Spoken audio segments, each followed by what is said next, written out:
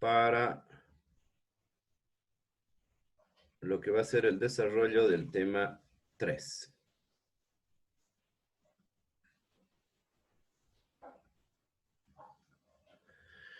Muy buenos días.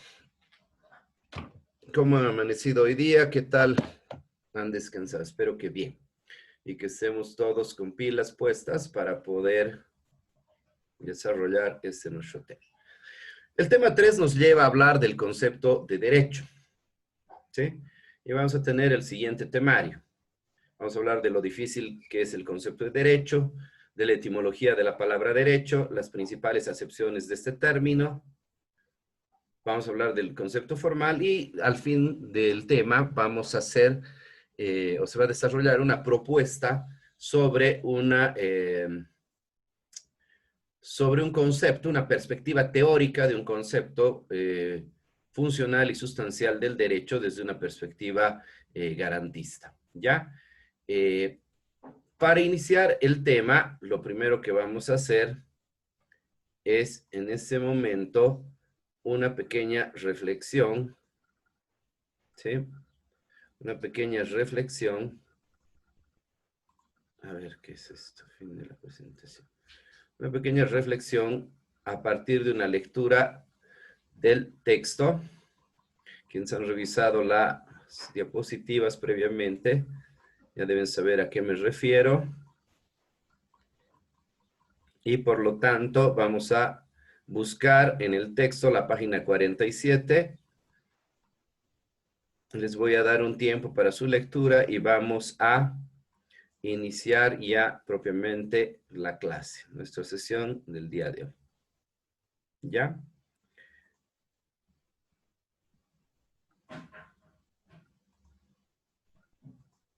Muy bien.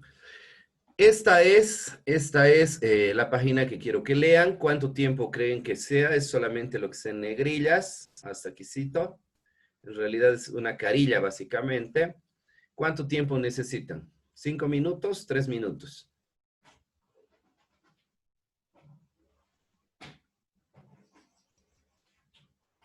A ver, ¿qué dicen, por favor? 5 minutos está bien, doctor. Ya, 5 minutos, chicos, e iniciamos. Ya es 8:04 hasta las 8:09.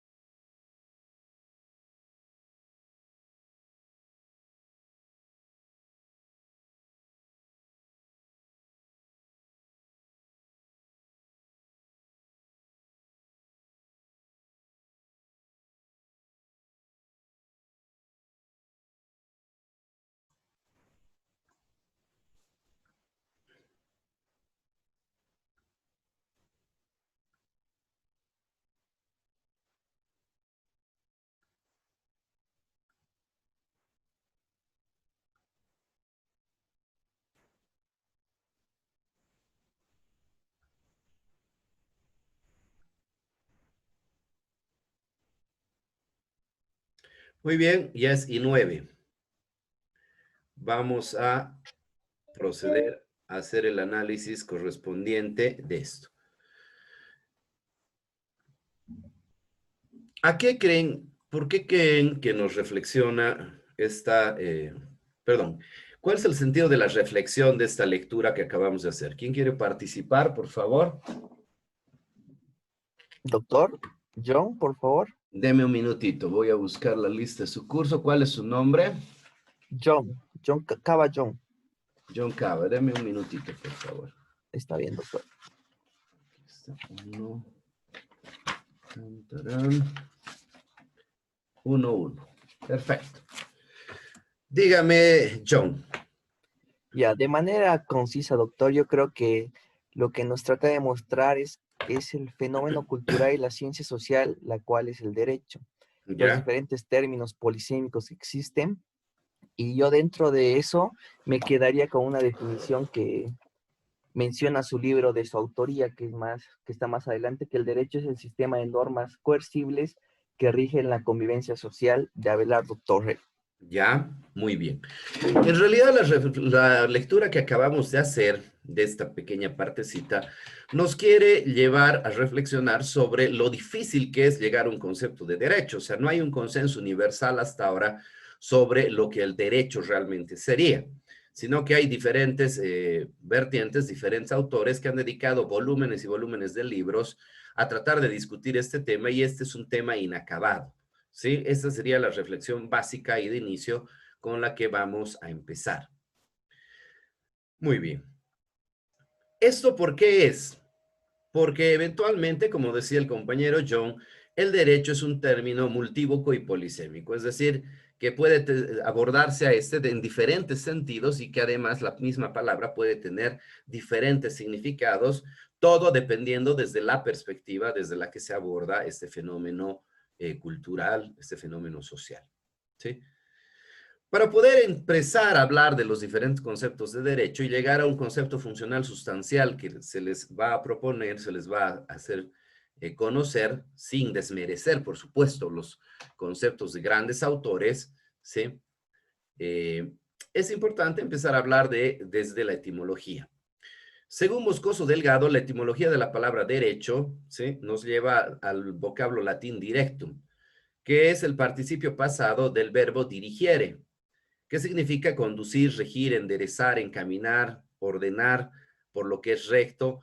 Y la palabra derecho, al provenir de esa voz latina, por extensión expresaría algo así como aquello que ordena rectamente o correctamente la interacción en las relaciones entre los seres humanos. Perdón, me voy a desabrigar un poco, estaba haciendo mucho frío a las 7. ¿Sí?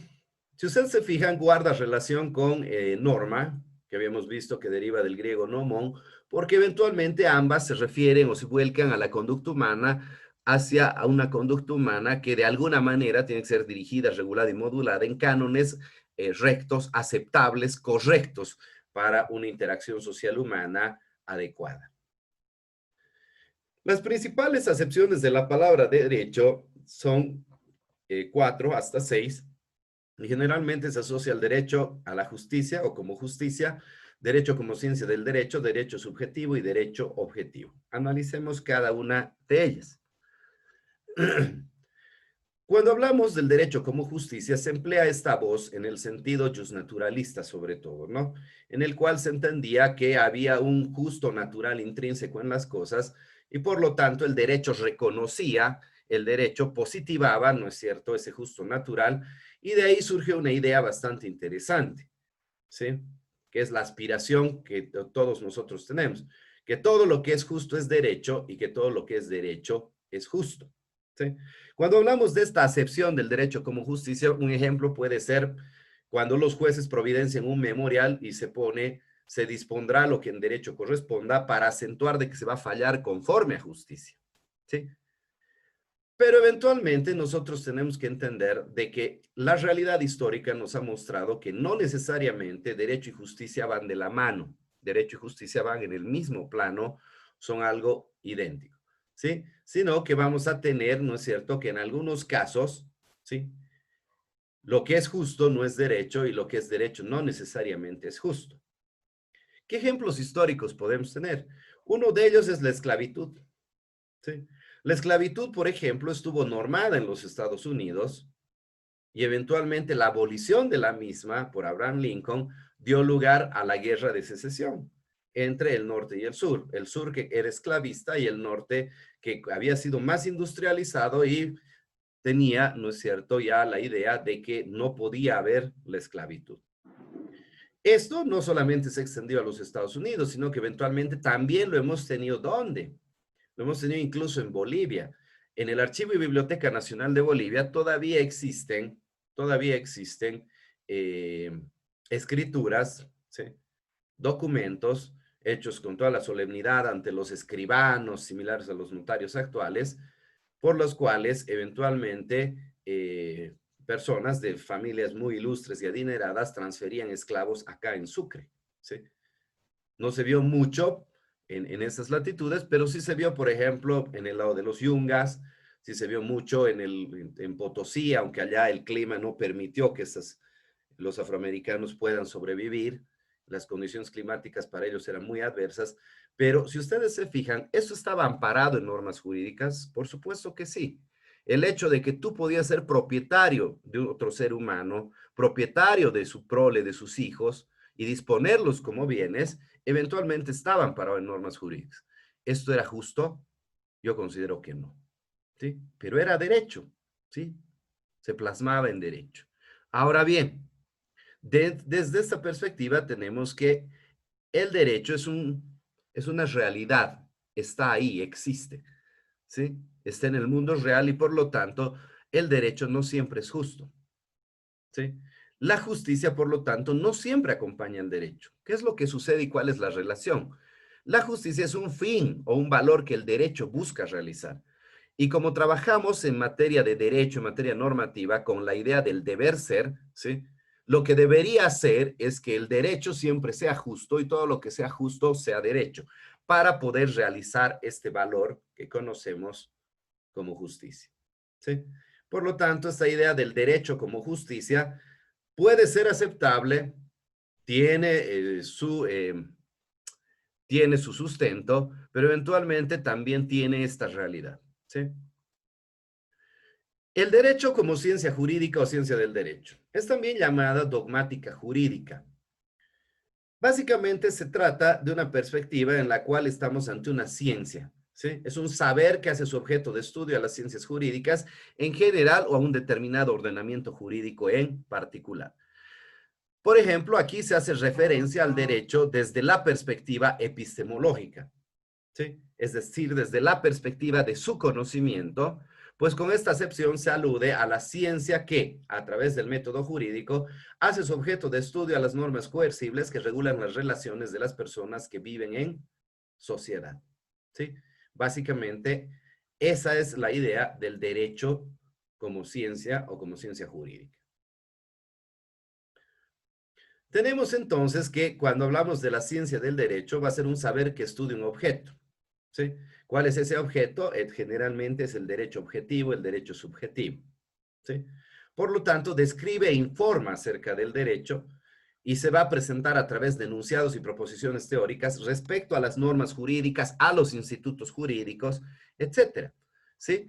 ¿Dónde la vamos a encontrar? La vamos a encontrar básicamente, ¿no es cierto?, en los estudios que hacen diferentes jurisconsultos acerca del derecho, grandes personalidades empapadas en ello, por ejemplo, Carbonell, Víctor Bazán, Carlos Bernal Pulido, y que se plasman en libros, artículos, es decir, en doctrina, ¿sí? Que se refiere y nos desarrolla, nos desglosa diferentes institutos jurídicos, ¿sí? Que se van a dar en relación, eventualmente, ¿no es cierto?, a un derecho determinado o al derecho en general. Derecho subjetivo y deber jurídico. Esa tercera acepción alude a ciertas facultades o poderes que tienen los seres humanos o los sujetos de derechos, ¿sí? No alude a la norma en sí, ¿sí?, sino a la facultad o poder que en virtud de esa norma podemos desarrollar. Cabanelas, para distinguirlo del derecho objetivo, nos dice: derecho con minúscula al inicio, es decir, con D minúscula al inicio, constituye la facultad, poder o potestad individual de hacer, elegir o abstenerse en cuanto a uno mismo atañe, ¿sí?, y de exigir, permitir o prohibir a los demás. Es básicamente entonces una facultad que en virtud a la norma positiva vamos a nosotros tener. Por su naturaleza, este derecho siempre va aparejado a algún tipo de deber. Ejemplo, el artículo 21, que ya hemos hablado varias veces de él, ¿sí?, 21.3, me dice que yo tengo la posibilidad de asociarme libremente, pero apareja esto el deber de que sea para fines lícitos, ¿sí? ¿Qué es el derecho objetivo? En cambio, cuando hablamos del derecho objetivo, estamos ante un conjunto de leyes y normas jurídicas válidas y vigentes en un determinado estado, en un tiempo y lugar determinado, ¿sí? Comúnmente este término se emplea para aludir al derecho de un estado, por ejemplo, derecho boliviano, o a la totalidad de las normas de una rama de ese derecho, derecho civil boliviano, derecho constitucional boliviano, etc.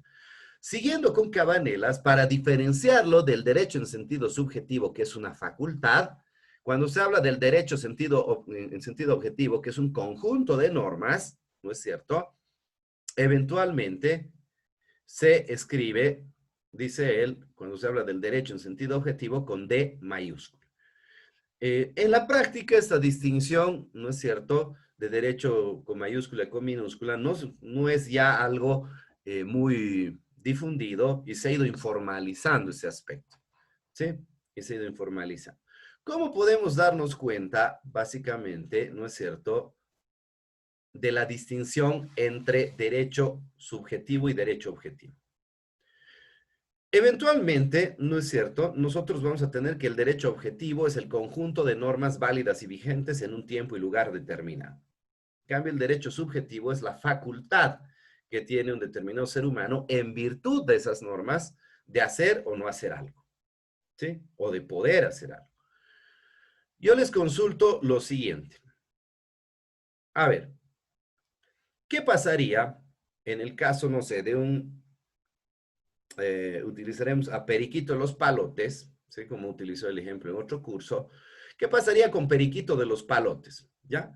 Un ciudadano que eventualmente, ¿no es cierto?, vive por la Jastambo. Y sucede que se ha enamorado de una chica en Yotal.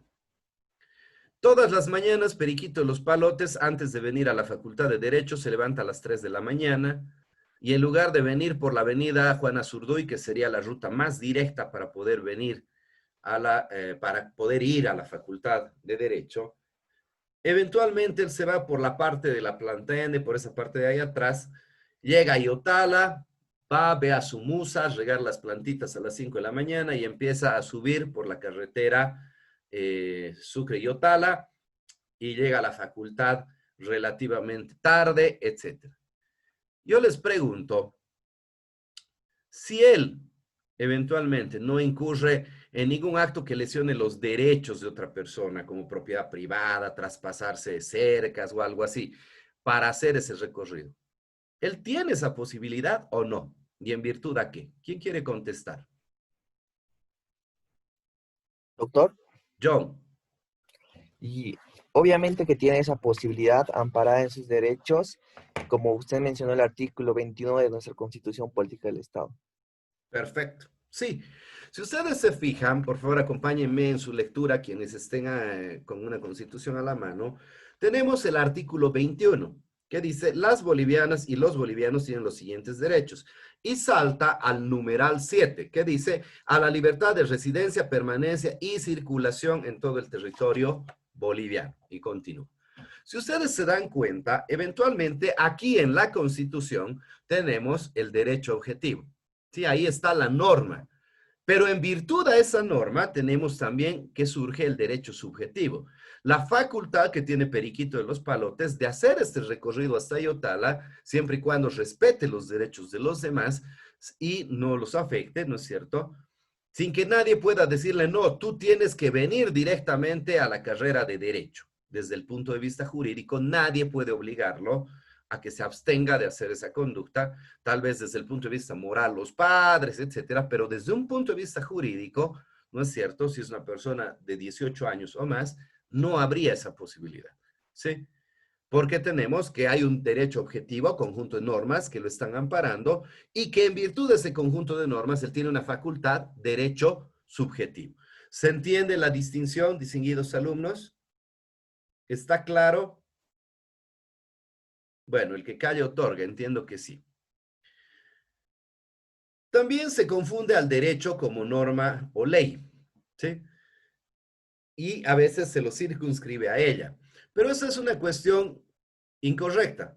Si bien toda ley es derecho, objetivo al menos, no necesariamente, ¿sí?, el derecho se agota en la ley. ¿Por qué? Porque técnicamente la ley es ¿qué? Es un tipo específico de norma jurídica que está debajo de la Constitución y encima de los decretos, ¿sí? Ahora los decretos son muy difundidos por lo que ha sucedido en este periodo de gobierno transitorio para regular la pandemia, incluso para la clausura del año escolar, que tanto está dando que hablar, ¿sí? Si nosotros confundimos y pensamos que solamente que derecho es sinónimo de ley, lo que va a suceder básicamente, ¿qué va a ser? Va a ser que nosotros vamos a restringir el derecho a un solo tipo de norma jurídica. Vamos a dejar por fuera la Constitución, que es la norma jurídica más importante de un Estado, y vamos a dejar por fuera decretos supremos, resoluciones que también cumplen finalidades regulatorias, etc.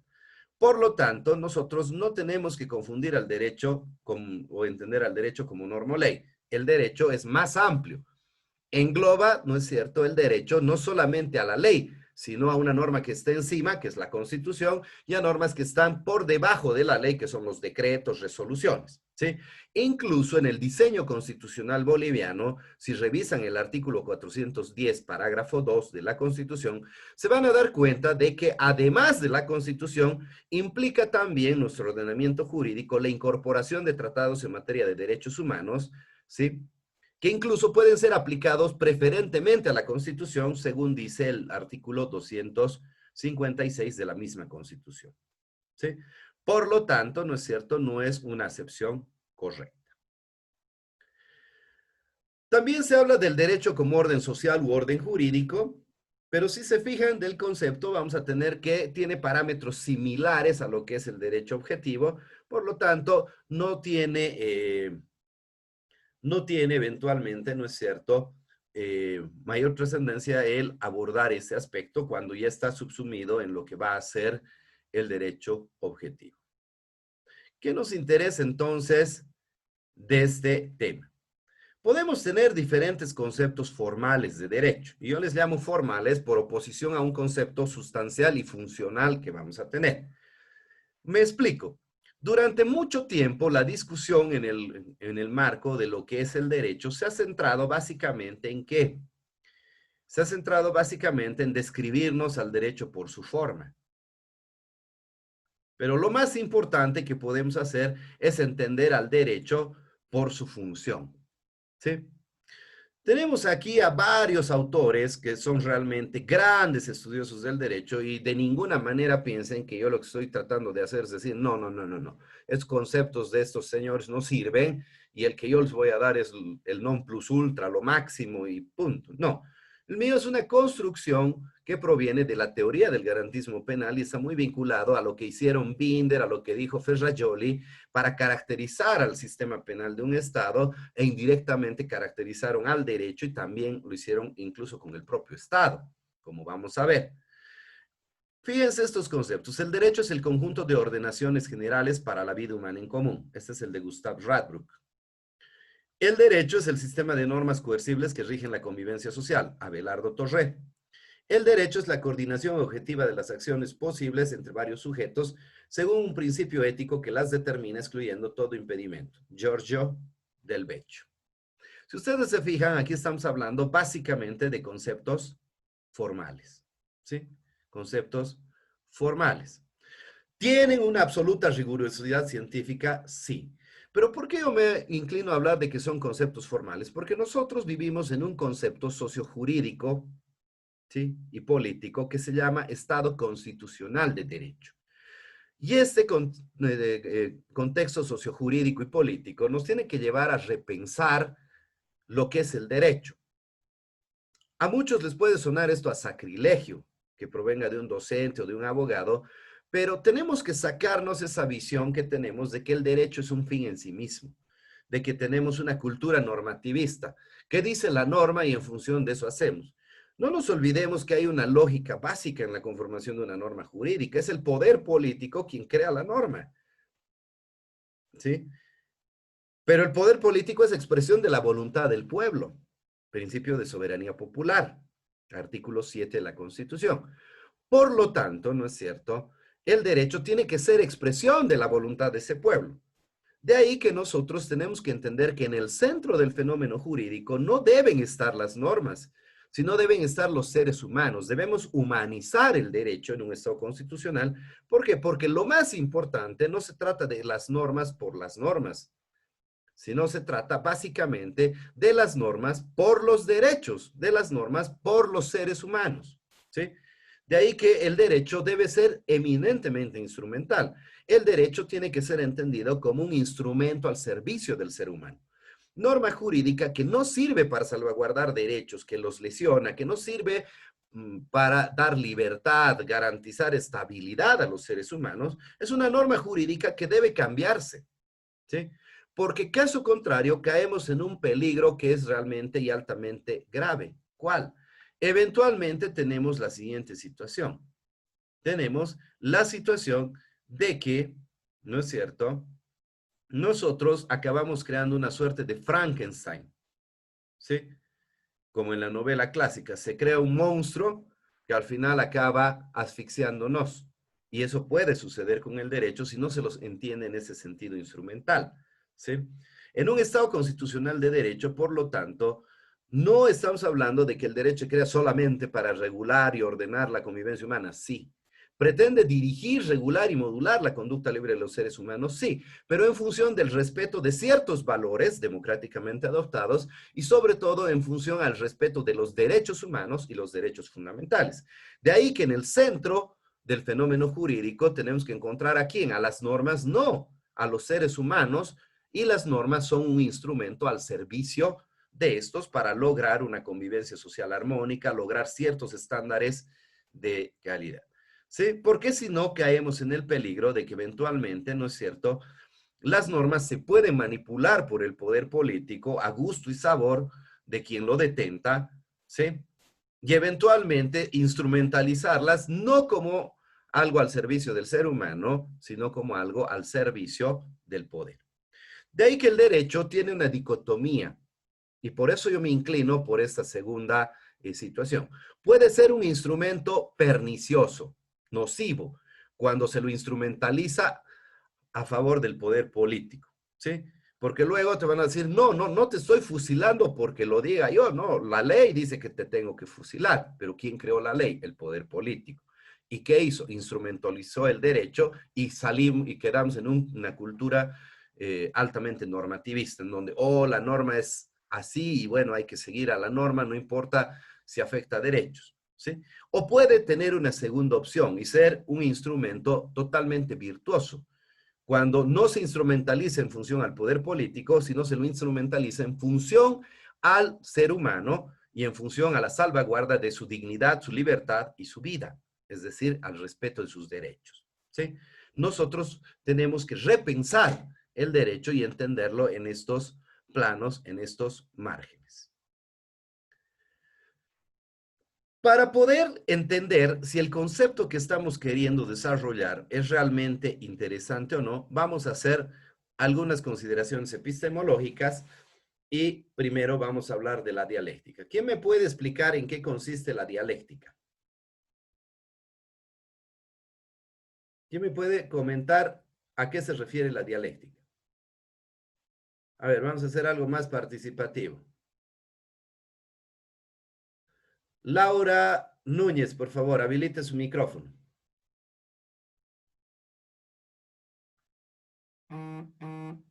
Laura, habilite su micrófono. Muy bien. Muy buenos días, distinguida Laura. ¿Qué sabe usted sobre la dialéctica? Mm,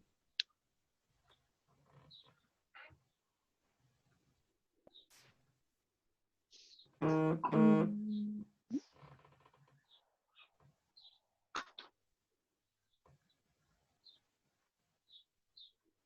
¿Qué sabe usted sobre la dialéctica? em, A ver, ¿alguna otra persona que quiera participar? No se preocupe, Laura. Doctor, yo, buen día. ¿Quién es, por favor? Nicole Taborga. ¿Ya? ¿Qué dice Nicole? Doctor, dialéctica para mí es dialogar, discutir sobre un tema en específico. ¿Ya? Muy bien. Perfecto, es una buena idea. La dialéctica, aquí le voy a poner su puntito. Ya está. La dialéctica, ¿a qué se refiere? Básicamente la dialéctica nos enseña que siempre que hay una proposición, tesis, va a haber una oposición, ¿no es cierto? Va a haber una negación que se llama antítesis, ¿sí? Y del choque de esas dos ideas vamos a tener como resultado, ¿qué cosa? La síntesis, ¿sí? Tenemos entonces la tesis, afirmación, la negación, la antítesis y el resultado, la síntesis. Que a la larga se vuelve una nueva tesis que va a tener una nueva antítesis y va a dar resultado una síntesis. Por eso la dialéctica es básicamente movimiento. Tenemos que entender cuando hablamos de dialéctica que eventualmente la dialéctica es la oposición de ideas, ¿sí? Desde cierta perspectiva, y que esta oposición no es mala, ¿sí? La oposición de ideas no paraliza, sino más bien, bien entendida, dinamiza. La dialéctica, ¿no es cierto?, idealista de Hegel, nos lleva a empezar a pensar eso, ¿no? Desde Heráclito, que origina la dialéctica como un método discursivo para alcanzar la verdad, pasamos a Hegel, que eventualmente la difunde como dialéctica idealista, y quien la universaliza es Marx a través de la dialéctica marxista. ¿Sí? Muy bien. Ahora bien, nosotros hemos hablado de la dialéctica porque vamos a empezar a hacer consideraciones epistemológicas a partir de ellas respecto a cómo se construyen los conceptos y cómo se eligen los conceptos. A ver, ¿qué dice aquí Laura Núñez Padilla? Habilite su micrófono. ¿Está ahí, Laura? Sí, doctor. Muy buenos días, Laura. A ver, ¿cuál es su concepto de silla? ¿Qué es una silla? Mm, un instrumento que se utiliza, se podría decir diariamente, para uno poder sentarse. Ya, muy bien. Gracias, Laura. Padilla, ¿no? Sí. Pallares, Fara, no está en lista, Laura. No está en mi lista, le comento. ¿Recién se ha reprogramado? No, ya estaba programada. A ver, Pallares, Parra, Pereira, Pino, Laura Puma. Abigail Núñez Padilla. A Núñez Padilla, con razón, no le estoy encontrando, estoy buscando en otro lado. Núñez Padilla. Perfecto. Muy bien. Nosotros vamos a hablar de la construcción de los conceptos. Laura nos ha dicho que silla es un objeto que sirve para sentarse. Vámonos a un concepto ya con sus nociones de derecho civil. Silla va a ser un bien mueble que sirve para sentarse. ¿Sí? Aquí, si ustedes se fijan, ¿cómo estamos construyendo el concepto? El concepto se construye a través de los aspectos más relevantes, más importantes, vinculados a describir el objeto. ¿Y esto por qué? Porque no se construyen los conceptos para cada objeto, ¿sí? Yo no construyo un concepto para cada objeto, ¿sí? Eventualmente, ¿no es cierto? Construimos conceptos que abarcan un número relativamente amplio e indeterminado de objetos que son similares, pero que no son iguales. ¿Me explico? Silla, bien mueble que sirve para sentarse, pero no estamos poniendo que es de madera, que tiene 4 patas o que es con rueditas, que tiene posabrazos, que tiene, no sé, es reclinable, es mecedora, es de metal, es de lata, es de mimbre, no sé, ¿sí? Si ustedes se dan cuenta, estamos tomando los aspectos más importantes que nos permiten definir el objeto, ¿sí? Esos aspectos más importantes que nosotros tomamos y que nos permiten definir el objeto y con ello englobar dentro de esa definición varios objetos, se llaman caracteres definitorios, ¿sí? Los caracteres definitorios, básicamente, ¿qué son? Son los rasgos esenciales, ¿sí? Que determinan la identidad de un objeto que queremos describir a través de un concepto, porque un concepto básicamente es una descripción teórica en palabras de un objeto que existe en el mundo, ¿sí? Por lo tanto, tomamos sus caracteres definitorios y eventualmente construimos el objeto. Pero a través de este proceso de abstracción, de descripción del objeto por sus caracteres definitorios, nosotros entramos en un aspecto dialéctico.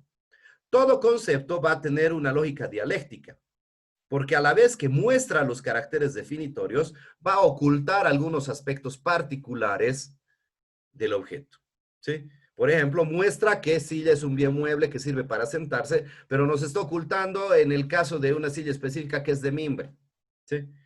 ¿Cuándo vamos a tener nosotros un buen concepto? Binder, cuando habla de esta dialéctica mostrar, ocultar, nos dice que el mejor concepto es aquel que muestra más de lo que oculta. El mejor concepto es aquel que muestra más de lo que oculta. Es decir, aquel concepto que a través de tomar los caracteres definitorios, ¿sí? Nos da una visión más amplia, más general, más específica, más profunda sobre la esencia del objeto que está conceptualizando, ¿sí? Aunque oculte algo, pero que muestra más de lo que oculta, ¿sí? Dice él, ese es el mejor concepto, porque si no, eventualmente podemos caer en el riesgo de tener un concepto que va a ser como un iceberg.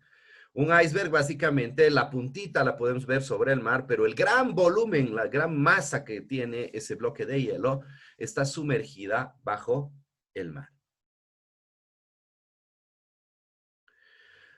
Para hablar de un concepto funcional del derecho, yo quiero partir eventualmente primero de esa consideración epistemológica, ¿no es cierto? Veremos si este concepto funcional muestra más de lo que oculta respecto a conceptos más formales, ¿sí? Y muestra más de lo que oculta en relación a la esencia de este fenómeno social, ¿sí? Una reflexión inicial con la que quiero hablar es esta frase de Lord John Emerich Edward Albert Acton. El poder tiende a corromper, el poder absoluto corrompe absolutamente, ¿sí? ¿Por qué? Porque el concepto funcional de derecho va a estar vinculado al poder, va a estar vinculado eventualmente al poder.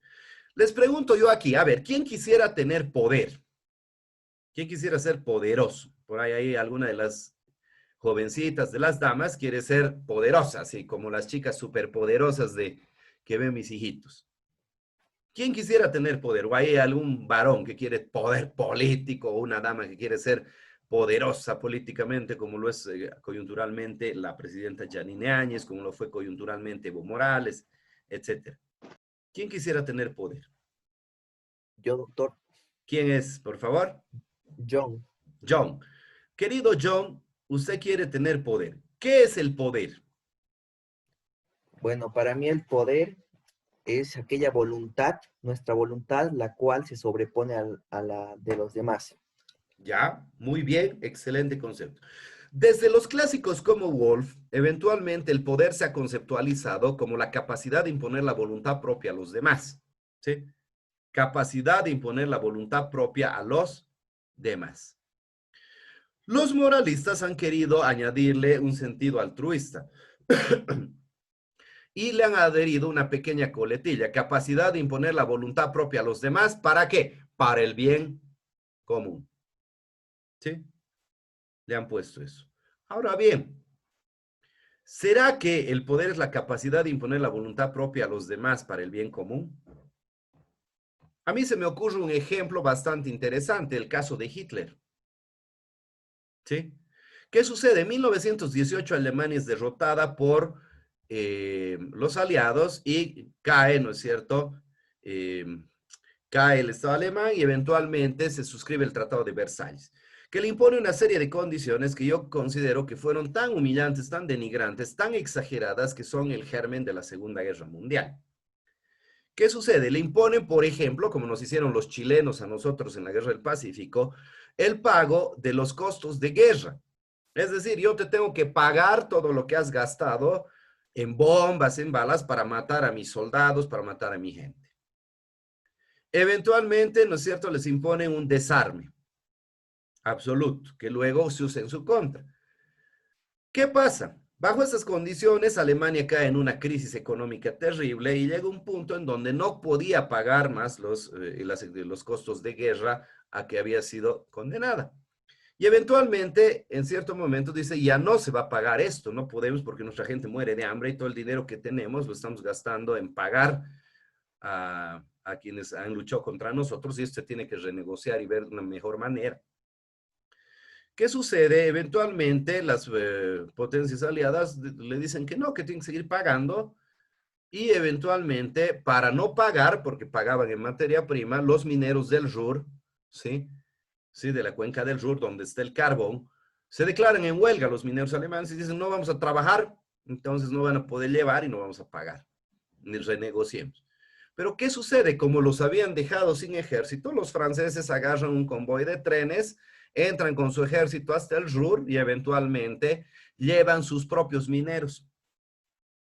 ¿Sí? Denigran más a ese pueblo alemán y eventualmente lo humillan más, se sacan el carbón, se vuelven a Francia, llega el invierno y los alemanes no tenían carbón para sus calefacciones, para calentarse y mucha gente muere de frío, agravada por la crisis también de hambre. ¿Qué sucede? Esa es la gota que derrama el vaso y es el germen para el surgimiento del movimiento nacional socialista. A partir de estos momentos, Hitler empieza a cobrar un discurso muy fuerte porque la dignidad de la patria alemana se había mellado, no tenían la posibilidad de defenderse, etcétera, ¿no? Además que les habían quitado territorios, etcétera. ¿Qué sucede? Eventualmente, con este discurso, Hitler empieza a ganar adeptos. Luego del putsch de Múnich y el juicio mediático que le hacen, gana más adeptos, logra consolidar un partido, logra llegar al Reichstag. Al principio era una fuerza minoritaria, pero poco a poco va creciendo. Y al final Hitler, a la muerte de Hindenburg, logra hacerse canciller, logra hacerse jefe de Estado y eventualmente, ¿no es cierto?, asume poderes absolutos y plenos. ¿Qué hace? Borra todo vestigio de oposición, ¿sí? Eventualmente manda a los campos de concentración a los comunistas y a los socialdemócratas. Hasta ahí mucha gente lo apoyaba y teníamos la concepción clásica: poder, capacidad de imponer la voluntad propia a los demás. E incluso para el bien común. ¿Por qué? Porque Hitler inicia programas de empleo a través de la construcción de carreteras, las Autobahn, genera, qué sé yo, programas sociales de vivienda, genera inclusive un programa social para que tengan vehículos, ¿sí? Que son las famosas petitas que se han estado viendo, los Volkswagen, son producto de un programa social generado por Hitler. ¿Qué sucede?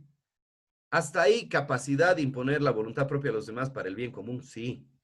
Pero luego Hitler, a partir de septiembre del 39, muestra su real rostro y nos muestra la esencia del poder y cómo se ejerce. Invade Polonia, inicia una guerra que es la más cruenta, con un genocidio de judíos, gitanos, ¿sí? Y otras comunidades étnicas. Genera una catástrofe a nivel mundial con millones de muertos, devasta Europa y eventualmente provoca que su propio país acabe dividido hasta 1989, cuando cae el muro de Berlín. Pregunta, ¿será que el poder es capacidad de imponer la voluntad propia a los demás para el bien común? La historia nos muestra que no es así. Partiendo de esto, se puede definir al derecho por oposición al poder, pero hay que ver al poder en su real dimensión, ¿sí? Ferrajoli y Binder tienen visiones ya más descarnadas producto de esta experiencia histórica respecto a lo que es el poder. Ferrajoli dice, el poder, todos los poderes, sean estos públicos o privados, tienden en efecto ineludiblemente a acumularse de forma absoluta y a liberarse del derecho. ¿Sí? Binder, en cambio, ¿qué dice? El poder como posibilidad pura o como capacidad pura de realización. Binder es mucho más crítico y más descarnado todavía porque seguramente, como él es argentino y cordobés, su visión sobre el poder también está muy influenciada por lo que él ha visto en las dictaduras militares argentinas. ¿Sí? Para Binder, el poder es capacidad pura de realización. En otras palabras, ¿qué sucede? El poderoso no hace las cosas porque debe, por el bien común, sino simple y llanamente las hace porque puede. ¿Sí?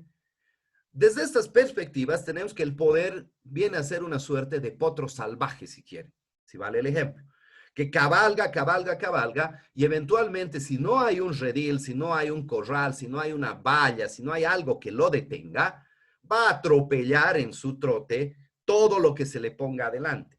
¿Sí? ¿Y por qué lo va a hacer? Simplemente porque puede. Bajo esta idea, se encuentra que por oposición dialéctica el poder viene a ser la tesis. Vamos a tener una antítesis que se va a llamar derecho. ¿Qué es el derecho? Ferrajoli lo conceptualiza como garantía de limitación del poder. ¿Sí? Dice, el derecho es la garantía de los más débiles frente a los más poderosos. Binder, ¿sí?, es más explícito y nos da ya un concepto de qué es el derecho. Dice, el derecho limita al poder para preservar la dignidad, la libertad y la vida de las personas. Desde esta perspectiva vamos a tener entonces una oposición dialéctica que nos permite conceptualizar lo que es el derecho. Tenemos al poder como tesis. ¿Qué es el poder? Capacidad pura de realización. ¿Cuál es la antítesis? Derecho. ¿Por qué el derecho es la antítesis? Porque el derecho eventualmente se opone al poder. Y ahí viene el concepto de lo que es derecho. ¿Qué es derecho? El derecho es límite al poder. ¿Pero es límite al poder por limitarlo simplemente? No, es límite al poder para garantizar la dignidad, la libertad y la vida de las personas. Es decir, garantizar sus derechos. ¿Sí? ¿Cómo se valida ese concepto? A través de la síntesis que propone Binder. ¿Sí? ¿Cuál es la síntesis de esta oposición dialéctica entre poder y derecho? Es el Estado. ¿Sí? Porque él dice, el Estado no es más que un determinado punto de equilibrio entre estas dos fuerzas o tendencias. ¿Sí? Dice él, si en un Estado pesa más el poder, vamos a tener que ese potro puede atropellar a quien sea, puede hacer lo que sea. Y vamos a tener como resultado un Estado autoritario, totalitario, como ha sucedido en la Alemania nazi, en donde al fin de cuentas era la voluntad del pueblo. No, era la voluntad de Hitler matar a los judíos, era la voluntad de Hitler hacer las cosas que hizo, y el pueblo o se sometía o eventualmente ellos también pasaban al lado de los judíos a ser fusilados, a ser, qué sé yo, recluidos en campos de concentración. ¿Sí? De otro lado, si prima excesivamente el derecho y tenemos un desnivel, vamos a tener ya también un Estado ultra garantista, en el cual, ¿no es cierto?, vamos a tener una situación en la cual el poder ya no va a servir para absolutamente nada y eventualmente tenemos un Estado que puede ser hasta fallido. Me explico, cada quien va a hacer lo que quiera. No va a haber posibilidades de ejercer poder para cobrar impuestos. No va a haber posibilidad alguna, ¿no es cierto?, eventualmente, ¿de qué? De perseguir a los delincuentes, por ejemplo. Porque vamos a tener que un Estado ultragarantista le va a dar más derechos al delincuente y va a dejar de lado a la víctima. Por eso Binder nos habla de que lo ideal, ¿sí?, es que haya un equilibrio entre poder y derecho. Hay posibilidades de poder porque es necesario que haya autoridad para que se pueda gobernar, para que se pueda generar orden, estabilidad, sí. Pero este poder se ejerce bien limitado, bien enmarcado y bien adecuado a lo que es el derecho, ¿sí? A lo que es el derecho, respetando, por lo tanto, la libertad, la dignidad y la vida de las personas. No es un poder abusivo, no es un poder absoluto, sino es un poder limitado. Entonces, aquí encontramos ese concepto funcional y sustancial de derecho, que sería básicamente hablar del derecho como límite al poder, pero límite porque sí, no, límite al poder para garantizar la libertad, la dignidad y la vida de las personas. Ahí, en ese marco, Binder nos señala lo siguiente, dice: aquello que llamamos Estado de Derecho es un determinado punto de equilibrio o armonía entre el poder y el derecho, de modo que este aparece fundamentalmente como un límite al poder. En un Estado de Derecho es el derecho quien limita al poder para preservar la dignidad de las personas. Solo así el Estado de Derecho llega a ser el orden de los hombres libres e igualmente dignos y se diferencia de las reglas que ordenan las actividades de los esclavos. Fíjense ustedes la importancia de entender al derecho desde ese sentido instrumental, al servicio del ser humano, porque solamente así vamos a garantizar la verdadera existencia de ese contexto sociojurídico del que hablábamos al inicio, Estado constitucional de derecho, que al fin de cuentas se traduce en un esquema en el cual tenemos libertades, ¿sí? Se traduce en el esquema en el que viven los hombres, los seres humanos, los hombres y las mujeres libres e iguales, ¿sí? Libres, iguales y dignos. Es la única posibilidad, porque eventualmente si nosotros entendemos al derecho básicamente solo como algo formal, el derecho puede ser instrumentalizado para el poder y vamos a vivir en un estado de derecho, teóricamente, pero en el cual las libertades, la vida, la dignidad de las personas no se respetan, ¿sí? Vamos a tener situaciones en las cuales eventualmente, ¿no es cierto?, esto se da. Yo considero, y si hay divergencias también sería interesante hablarlas, de que, por ejemplo, el caso de Venezuela, ¿no es cierto?, es un caso paradigmático en el cual nosotros tenemos que pensar mucho. ¿Qué pasa con Venezuela? En el caso de Venezuela, ¿no es cierto?, supuestamente hay derecho a protestar, ¿sí? Hay derecho a expresarse, etcétera, pero siempre y cuando sea a favor del partido político que ahora está gobernando, porque si no, o la policía o estos colectivos armados, que realmente es una situación de expresión de violencia paraestatal, van a reprimir al pueblo que quiere ejercer esos derechos, ¿sí? Fíjense la importancia que tiene. Aquí ustedes son libres de poner un meme, de hacer una u otra cosa, etcétera, de postear cualquier situación, eventualmente, ¿no es cierto?, en el Facebook, pero en otras latitudes eso no es posible. Corea del Norte, por ejemplo, ¿sí? Muy bien. Con esto concluimos lo que es este tema 3. Tarea para la siguiente semana. Ya voy a colgar el control de lectura. Van a tener hasta el domingo para hacerlo. Es un control de lectura, no se asusten. Es del tema 4, porque el tema 4 es un tema bastante largo y se refiere a aspectos eminentemente teóricos, como son el contenido de los valores supremos y principios fundamentales. Por lo tanto, la parte de contenido teórico la vamos a hacer a través de control de lectura y un pequeño video explicativo que les voy a colgar en mi canal de YouTube, pero eventualmente se los voy a postear a través de la plataforma, pero eventualmente me interesaría que hablemos de cómo todo ese cúmulo de valores, ese cúmulo de principios configuran el Estado y se tienen que entender en su dinámica y no en una visión estática eminentemente descriptiva, ¿sí? Les agradezco por su atención. Si hay alguna pregunta, estoy presto a atenderla. Alguna aclaración, por favor, con la más absoluta confianza. Díganme. Doctor, una preguntita, por favor. Encantado. ¿En qué fecha será que podemos programar el examen que vamos a dar y de cuántos temas lo vamos a dar, por favor? El parcial, sí. Sí, Justamente exactamente. ayer yo he recibido una instrucción de la directora y hoy día voy a colgar un audio en el chat de representantes para que ya me vayan, los cursos se pongan de acuerdo. Yo les voy a dar el rango de fechas revisando el calendario académico y me digan en qué fecha quieren dar. Muy ¿Ya? bien, doctor. De los 4 Perfecto. primeros temas, Yo espero que por lo menos lleguemos al quinto. Ojalá. Sería ok, interesante doctor. para que así no se nos acumule mucho para el segundo parcial. ¿Ya? Está bien, doctor. Muchas gracias. Un gusto. Que esté bien, John. Perfecto, distinguidos amigos. El gusto ha sido todo mío el poder haber compartido con ustedes esta sesión. Si no hay ninguna consulta, concluiríamos aquí. ¿Ninguna consulta más? ¿Está todo claro? Muy bien. Sí, doctor.